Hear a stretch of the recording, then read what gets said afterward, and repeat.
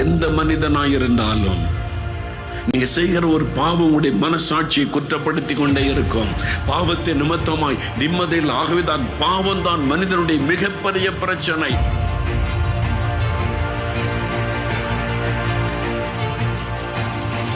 தன் பாவத்தை உணர்ந்து மனம் திரும்பி அறிக்கை செய்யாம எத்தனை பரிகாரங்களை செய்தாலும், எத்தனை தான தர்மங்கள் செய்தாலும் பாவம் மன்னிக்கப்படாது. அந்த பாவம் தொடர்ந்து கொண்டே இருக்கும். விளையாட்டா குடிக்க ஆரம்பிச்சேன், விளையாட்டா போத வஸ்து நான் பயன்படுத்த ஆரம்பிச்சேன். இன்னைக்கு என் வாழ்க்கையே போய்விட்டது, என்னால விட முடியல.